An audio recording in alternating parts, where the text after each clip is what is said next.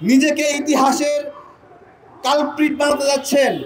এত বেশি লুটপাট করেছে, এত বেশি চুরি করেছে, ওরা জানে এমপি যদি না হতে পারে পিঠের চামড়া থাকবে না। দেশকে বিক্রি করে হলেও ওরা আবার এমপি হতে চায়। ইউনূস স্যার, আপনি সম্পদের হিসাব দিয়েছেন। নাহিদ ইসলাম তো আবার এক ধাপ বেশি আগায়। যারা অন্তর্বর্তীকালীন সরকারের উপদেষ্টা হয় তারা কখনো রাজনীতিতে অংশ নেয় না এবং ভবিষ্যতেও তারা কখনো নির্বাচনে অংশগ্রহণ করবে না। এটা একটা প্রতিষ্ঠিত একটা সামাজিক চুক্তি, রাজনৈতিক চুক্তি। কিন্তু ডক্টর ইউনূস স্যার, আপনি এটা কি করছেন? আসলে নিজেকে ইতিহাসের কালপ্রিট বানাতে যাচ্ছেন। আপনাকে জিজ্ঞাসা করছি, ইতিহাসের কালপ্রিট হতে চান? কেন এটা করছেন? যে উপদেষ্টাদেরকে নির্বাচনের সুযোগ দেওয়ার পরিস্থিতি তৈরি করছেন। এবং আমরা জানতে পেরেছি যখন লন্ডন মিটিং হয়েছে সেই মিটিংয়েও ডক্টর ইউনূস স্যার শর্ত দিয়েছেন এই ছাত্র উপদেষ্টা যারা আছে বা উপদেষ্টাদের নির্বাচনে অংশগ্রহণ করতে হবে বা নির্বাচনে সুযোগ দিতে হবে। তার একটা টার্গেট আছে যে এদেরকে যেভাবে হোক এমপি হিসেবে বের করে নিয়ে আসতে হবে। আমার কথা, কাউকে এমপি হয়ে বের করে নিয়ে আসা এটা কি জনগণের দায় নাকি সরকারের দায়? যে নির্বাচন আয়োজন করবে সে কি এই এজেন্ডা নিয়ে কাজ করতে পারে যে কয়েকজনকে এমপি হিসেবে বের করে নিয়ে আসবে? আজকে বিষয়গুলো আপনাদেরকে খুব সহজ মনে হচ্ছে, কিন্তু একদিন গিয়ে আপনাদেরকে মনে হবে ইতিহাসে একটা কালো অধ্যায় তৈরি করে রেখে গেছে যে অন্তর্বর্তীকালীন সরকারের উপদেষ্টারাও নির্বাচন করতে পারে। এখন সহজ মনে হচ্ছে, কিন্তু এক সময় আপনারাই মানবেন না, আপনারাই বলবেন। ওই জন্য গতকালকে মনে হচ্ছিল আমরা তো শেখ হাসিনাকে অনেক গালি দিলাম, অনেক বকা দিলাম যে কেন সে সরকারে থেকে সুযোগ সুবিধা নিয়ে নিজেই নির্বাচনের আয়োজক এবং নিজেই প্রতিনিধি হতে চায়, প্রার্থী হতে চায়। আমরা গালি দিয়েছিলাম।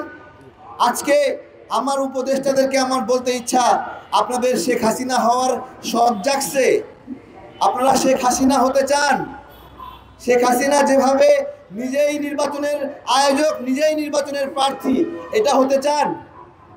দেখেন, এটা কি কেউ অস্বীকার করবে? এই সরকার সচিবালয়, জেলা প্রশাসক অফিস, অধিদপ্তর, মন্ত্রণালয়, সকল জায়গায় এই এনসিপি নামের একটি দলকে নির্বাচনের জন্য বিভিন্ন প্রস্তুতি নেওয়ার জন্য অর্থনৈতিক সুবিধা দিয়েছে, বিভিন্ন ক্ষমতা কেন্দ্রিক সুবিধা দিয়েছে।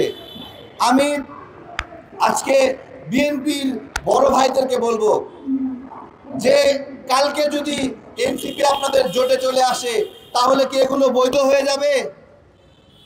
জিজ্ঞাসা করছি। আপনার একজন 10 বছর জেল খাটা নেতা আছে, তাকে বাদ দিয়ে শুধুমাত্র জোটের স্বার্থে একজন ছাত্র উপদেষ্টাকে আপনি এমপি পদের জন্য ওইখানে ছাড় দিয়ে দিবেন? এইটা কি গণতন্ত্র? আমি জামাতকেও বলছি যে আপনাদের সঙ্গে যদি জোট করে এনসিপি, তাহলে জোটের স্বার্থে আপনার বছরের পরে বছর জেল খাটা একজন নেতাকে বাদ দিয়ে একজন ছাত্র উপদেষ্টা, যে উপদেষ্টা থেকে পদত্যাগ করে আসে দাঁড়াবে, আর আপনি সেখানে তাদেরকে সুযোগ করে দিবেন? এই বেঈমানিটা করতে পারবেন? আমাদের ক্ষেত্রে দেখেন, আমরা অনেক যুবক আছি, খুব কষ্টে অভাবনা চলি। ধরুন আমার নির্বাচন করার ইচ্ছা বাড্ডা এলাকা থেকে। এখন দীর্ঘদিন যুগপৎ আন্দোলন করেছি, আমি বাড্ডা থেকে নির্বাচন করলাম, ওইখানে আবার জামাত বা বিএনপি সাপোর্ট দিয়ে নাহিদ ইসলামকেও নির্বাচন করতে দিল। তাহলে গত 14-15 মাস সেখানে সে সরকারের থেকে শক্তি ক্ষমতা অর্জন করে এখন আমাকে তার সঙ্গে প্রতিদ্বন্দ্বিতা করতে দেবেন? আপনারা অনেক বড় বড় দল, আপনাদের কাছে এই বিবেচনা দিলাম যে এইটা আপনাদের বিবেচনা যায় কিনা, এটা নৈতিক কিনা। ছাত্র উপদেষ্টা বা উপদেষ্টারা কয়েকজন এত বেশি লুটপাট করেছে, এত বেশি চুরি করেছে, ওরা জানে এমপি যদি না হতে পারে পিঠের চামড়া থাকবে না। ওরা এত বেশি জোট চুরি করেছে, ওরা জানে আবার যদি মন্ত্রী না হতে পারে ওদের সব গোমর ফাঁস হয়ে যাবে। আজকে সেই জন্য দেশকে বিক্রি করে হলেও ওরা আবার এমপি হতে চায়। দেশকে, দেশের স্বার্থ বিক্রি করে হলেও ওরা চায় ওদের আসনটি। আমরা সেটাই বলছি যে এই সরকার আসার সময় বলেছিল খুব বড় বড় গলায় যে নিয়মিত সম্পদের হিসাব দেবে। ইউনূস স্যার, আপনি সম্পদের হিসাব দিয়েছেন? আসিফ নজরুল স্যার, আপনি সম্পদের হিসাব দিয়েছেন? আসিফ মাহমুদ, রেজওয়ানা ম্যাডাম, সাখাওয়াত স্যার, নাহিদ ইসলাম তো আবার এক ধাপ বেশি আগায়। ও যখন চাকরি ছাড়ে তখন ওর ব্যাংক অ্যাকাউন্টে ছিল মাত্র 30,000 টাকা, আর বিকাশে ছিল 10,000 টাকা, এবং সেই 30,000 টাকা দিয়ে গত 6 মাসে রাজনীতি করতেছে। তার 30,000 টাকা জীবনেও শেষ হয় না, তাই না? তো এই হলো আমাদের সত্য বালকদের অবস্থা। সত্য বালকরা দেখায় বিকাশে মানে হলো 10,000 টাকা আছে আর ব্যাংকে 30,000 টাকা, কিন্তু আপনার হলো রেঞ্জ রোভার নিয়ে ঘোরে, ল্যান্ড ক্রুজার নিয়ে ঘোরে, এবং একসঙ্গে 10টা-15টা ল্যান্ড ক্রুজার গাড়ি। ল্যান্ড ক্রুজার গাড়ির দাম কত বলেন তো? 1 কোটি টাকা দামের নিচে আছে নাকি? হ্যাঁ, রেঞ্জ রোভার 1 কোটি টাকার নিচে আসেনি বলেন?